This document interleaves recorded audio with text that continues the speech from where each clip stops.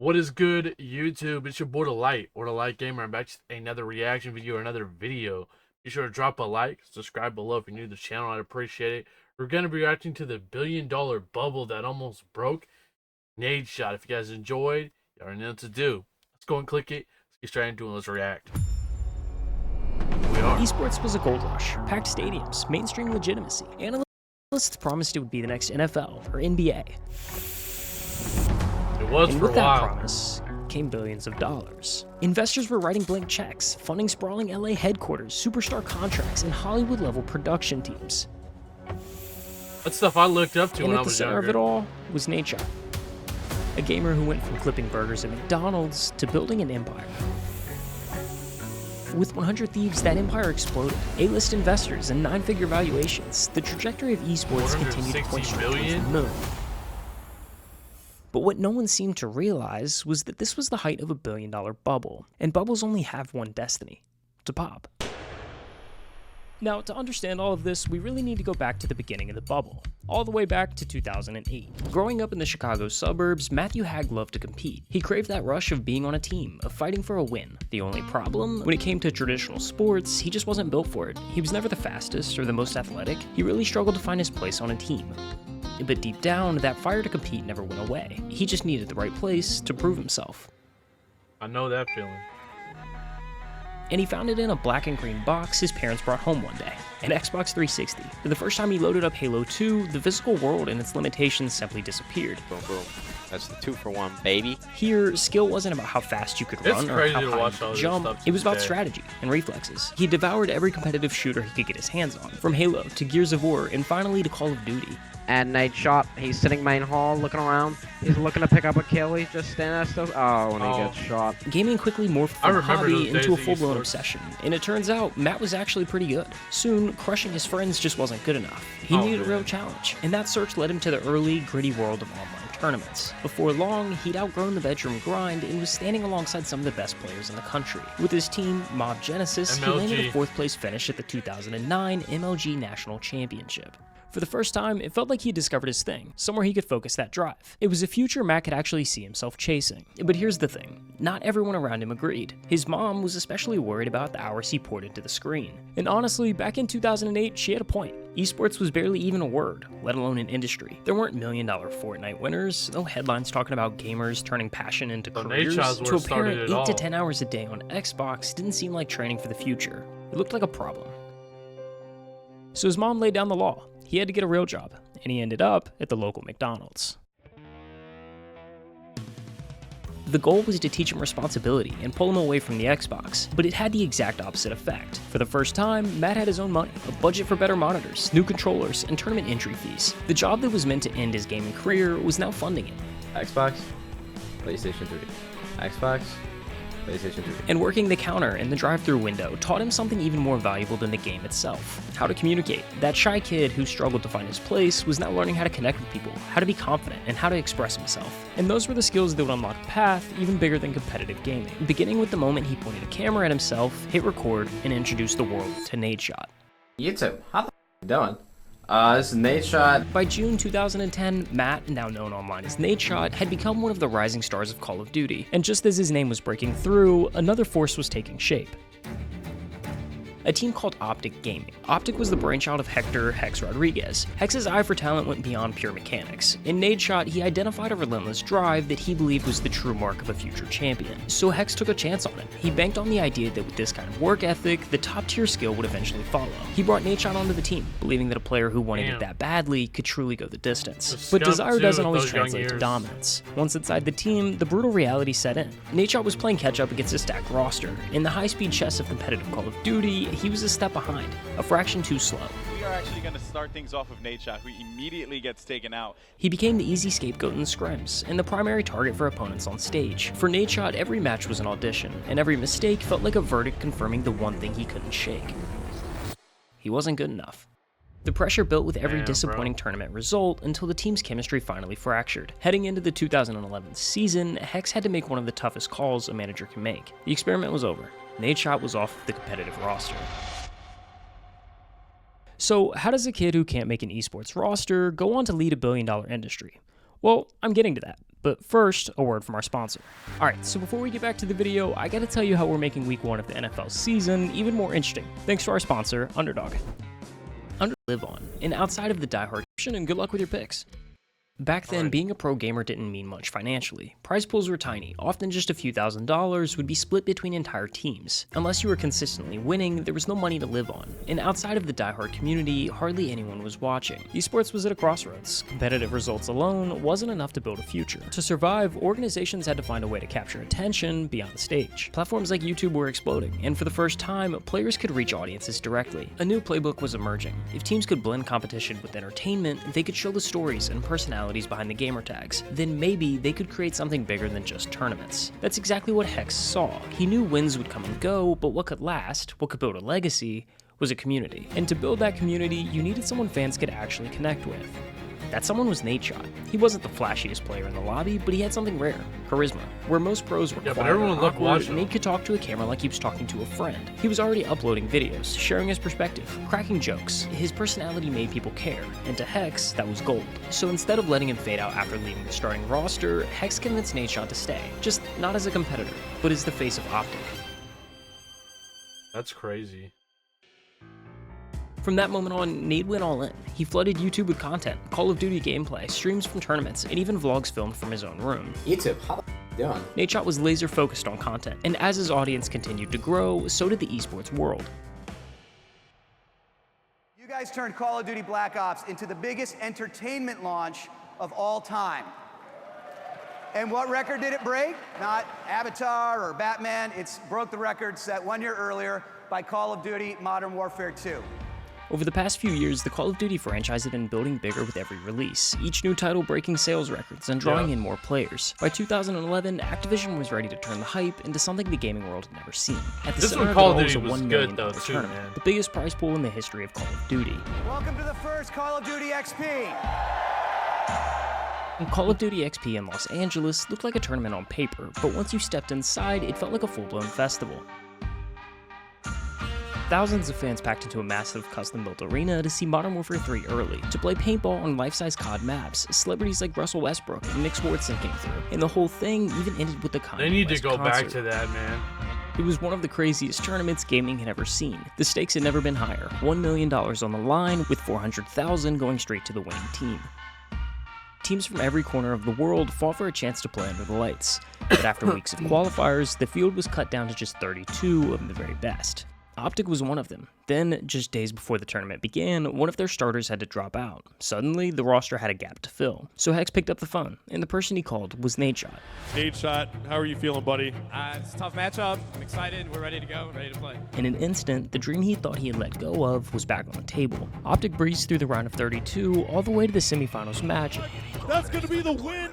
Optic Gaming advancing to the championship match. Man, bro. Now we're going to be playing for $400,000. And Optic continue to put this pressure on. That's going to be 2 down, and Optic Gaming with the first cap ever all alone. And there you have it, Optic Gaming is your Call of Duty XP 2011 champions. Nadeshot and Optic were crowned winners on the biggest stage in the history of Call of Duty. In the heat of the celebration, his first instinct was to call home. He told his parents that he had just won $100,000 playing Call of Duty. At first, they were stunned, but when the reality sank in, they finally saw what he had always believed. Gaming could be a real career. He's in the bigger Let me tell picture. your story. You're in college, but you made it very public that you worked at McDonald's. Yeah. For a little while, Nadeshot. You just made $100,000. How does that feel? I don't want to work at McDonald's anymore. He quit his job at McDonald's and committed himself fully to competing and creating content. But just as his career really began to take off, tragedy struck back at home.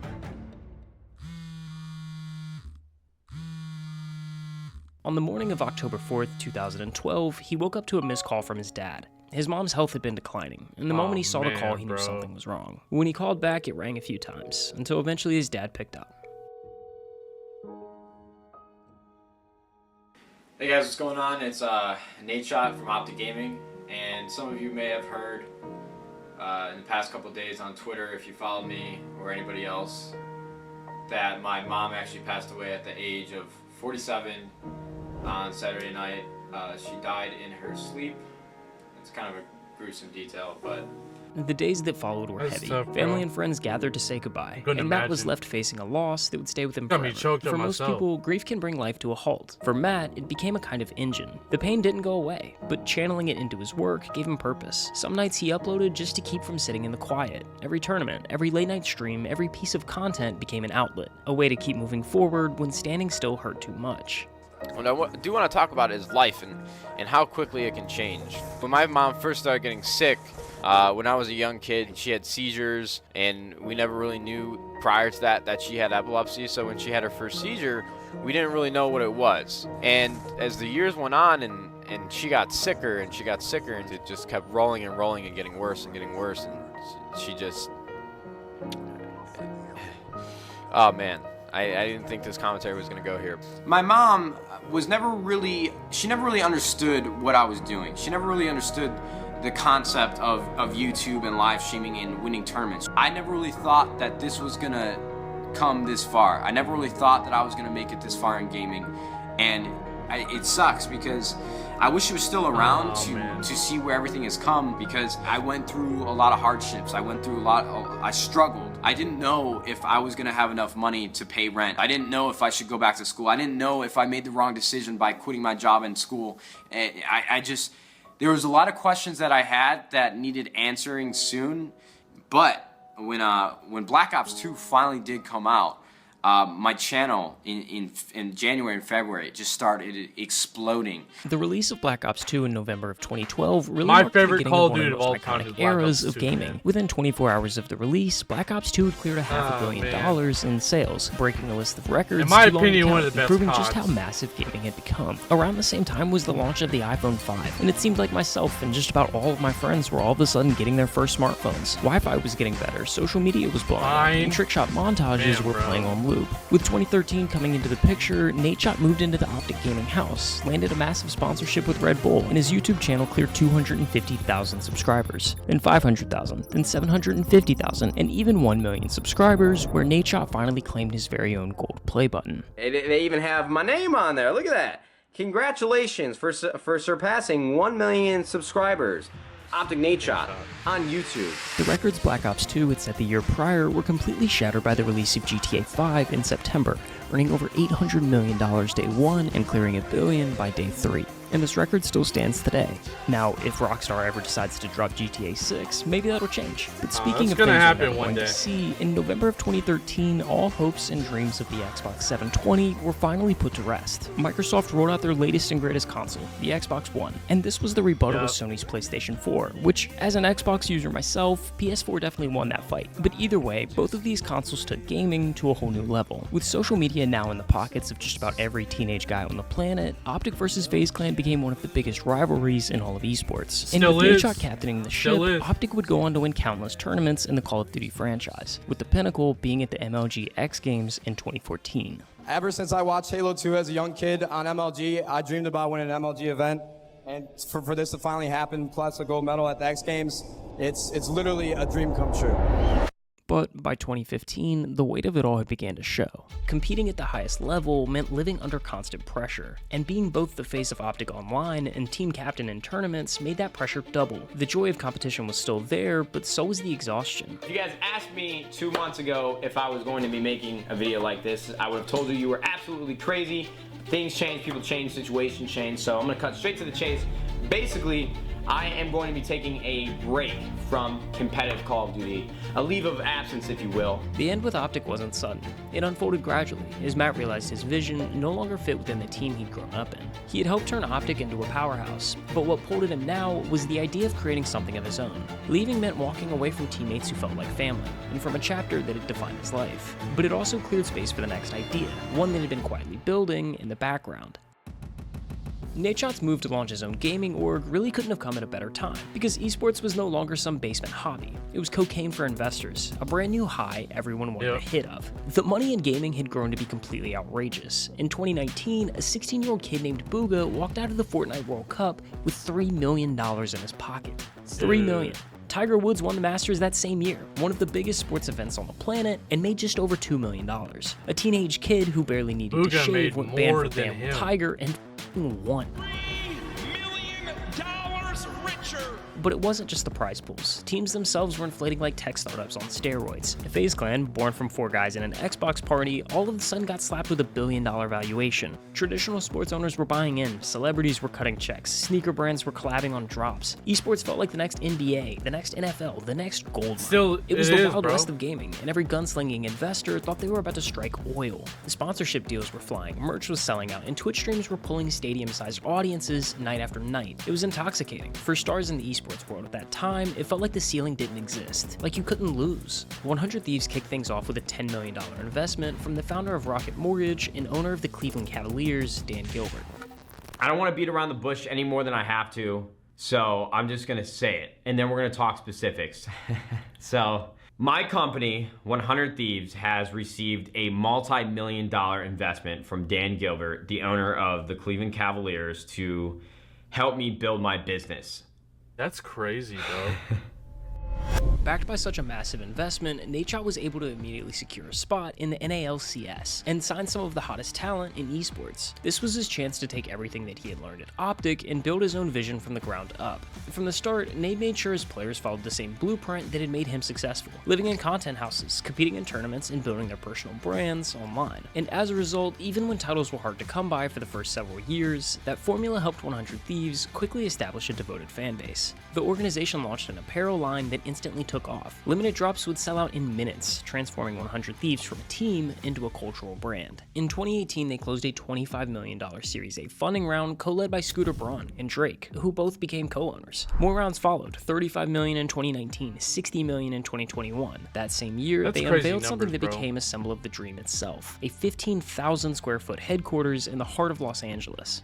And the vision kept expanding. The roster stacked up with more and more star-studded names. The content grew sharper, louder, more ambitious. The merchandise stopped being just merch and started becoming real products people actually wanted in their daily lives. Then came the headline that stopped people in their tracks. Gaming company 100 Thieves is now worth $460 million.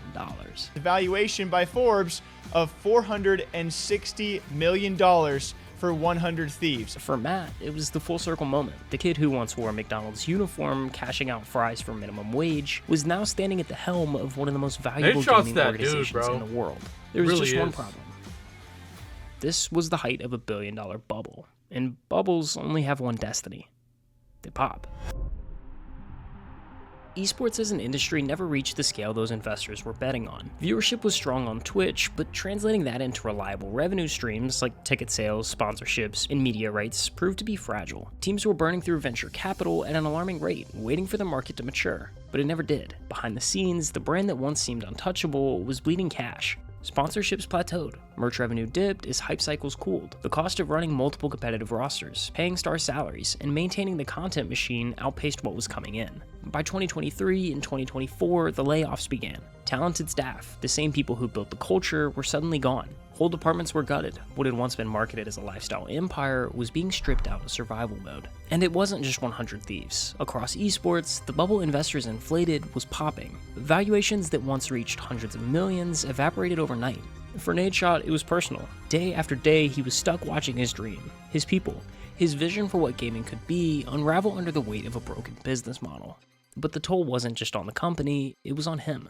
He had started as a gamer, building his name by being raw, unfiltered, and always present online. But as 100 Thieves grew, he had to trade the controller for boardrooms. Overnight, he was learning how to pitch investors, draft financial projections, and shoulder the responsibility of hundreds of employees. In the process, his identity shifted. The daily uploads slowed, his streams lost the spark, and months would go by in silence without an upload. Fans who once felt like they knew him began to feel that distance. His online presence, once the beating heart of his career, wasn't what it used to be. By the time 100 Thieves went downhill and he stepped down as CEO, he wasn't just letting go of the company. He was left staring at a version of himself he barely recognized, a community he'd grown distant from. The question was, what came next? Because if he wasn't the CEO of 100 Thieves anymore, who was he? I like to think of life as a pendulum, always in motion, swinging back and forth between the highs and lows. The momentum might carry us to opposite extremes. Moments of triumph,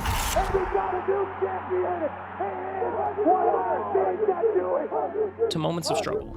Nadeshot is irrelevant to it. Overhaul, financial and internal. For the third time, layoffs at 100 Thieves. But the rhythm never stops, and no matter how far it swings, it always arcs back, returning us to where we began, only with a different perspective than before. For Nadeshot, that meant going back to his roots.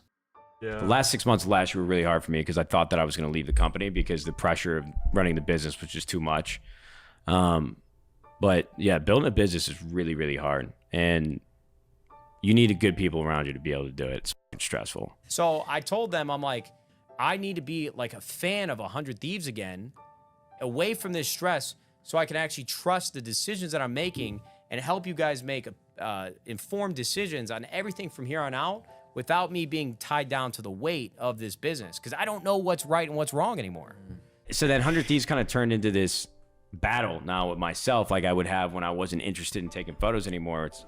I don't enjoy doing this right now, and I need to find another creative outlet. I told my wife, which, you know, at the time, like with a baby on the way, I'm like, honey, I don't know if it'll work, but I'm going to be losing my mind for the rest of my life if I don't try it at least once. Just like, I got to try it one time again just to see what happens. On October 2nd, 2024, Nadeshot returned to streaming on YouTube after not going live there since 2017. But the decision to stream on YouTube wasn't about starting fresh. It was about being visible to both his core audience and brand new viewers. And that mattered, because only 30 days later, he started streaming 24/7 in what was his first ever subathon. Boys, we're doing a subathon. We're live 24/7 for the next however long. We'll see you in the chat. Gentlemen, we made it! Nightmare, nightmare, nightmare, nightmare! I want to shake your hand real bad. It had everything: gaming, tattoo sessions, a front row watch party as 100 Thieves, claimed first at Kayson's Showdown 5 tournament, all of which put him on a rocket to being among the top 5 most sub streamers on Twitch. He was back in his element, doing what he does best, and enjoying every second of it. And in the blink of an eye, it all became too real. Nearly $250,000 of revenue for the month. A number most people, I mean hell, most streamers won't see in years. By the end of the subathon, Nadeshot had his answer. Streaming was exactly what he was supposed to be doing, and it was proof that this was the future. But that proof didn't come from view counts or paychecks. It came from people. From the chat spamming messages deep into the night, to the clips circulating across social media, to his wife and daughter by his side, everywhere he looked there was support. And for Nade, that realization hit harder than any paycheck ever could. This is some real ass shit, man, dead ass. 2 years ago, I was in between a rock and a hard place, man. I lost a lot of confidence in like the things that I was doing every day and the decisions I was making, man. And that was kind of like the first time where, with a baby on the way, I just didn't know what the was going to come next. I really had no idea where content was going to take me, man. And every single month since I came back, you guys have shown me time and time again how lucky I really am to have this many people watching and have this many people actually with me enough. I just want to say thank you, gentlemen. Seriously. This is not the best job to have when it's coming to taking care of a family for the next 10 years, for the next 20 years, for the next 30 years. And with every day that I stream and every time you guys sub, I legitimately find out that we can make this work a little bit longer. But for those that are really like watching because you care even a little bit about what the going on in my head, I just want you guys to know how much I appreciate y'all. After 15 years of the highs and lows, of wins and mistakes, it was clear people weren't tuning in just for the gameplay. They were tuning in for him. The community had carried him through it all, and in that moment, he knew none of this would exist without them. I miss her a lot. She was a great mom, and that was a great day. So, my dad is my hero, truly. I mean, the things that my family has gone through, my dad being like the head of the household, really like shepherding and making sure that everybody's good. I mean, it just means the world to me. Haley, she keeps me in line, you know what I mean? We're like a puzzle piece together. No matter how bad things get, I know that I get to come home to this. So, very significant in my life. The fact that all this has worked out so far and the growth has continued, I really do appreciate it, guys. This might get old for you guys, but for me, this is something that I love to do every single time we hit a milestone like this, because I know the feeling, it's man. unbelievable. You guys have changed my life in more ways than one. I mean, I wake up at a house with 3 of my best friends. Hector obviously is here too, so we can say 4. Hex is going to be at my wedding one day. It really does mean a lot, guys. So thank you guys so much for watching, and I will see you guys in the live stream later today and in the YouTube videos in the next year. I'm not going to stop. I'm going to continue to do what I love, and I'm going to continue to do this because you guys have supported me all the way through and really have started a new life for me. So thank you guys very much, and YouTube. We'll see you fudging later. Well, there you have it. That is my reaction on the $1 billion bubble that almost broke Nadeshot. Hope you guys enjoyed. Let me know what you guys thoughts, opinions, reactions, everything on this video, man. Hope you guys enjoyed. I go by the name of Delight or Delight Gamer, and I hope you guys enjoyed the reaction videos I've been posting, uploading on the channel. If you guys ever have suggestions, put them in the comments below. I'd love to hear it. Anyways, I'm out of here. Peace out. Till next time.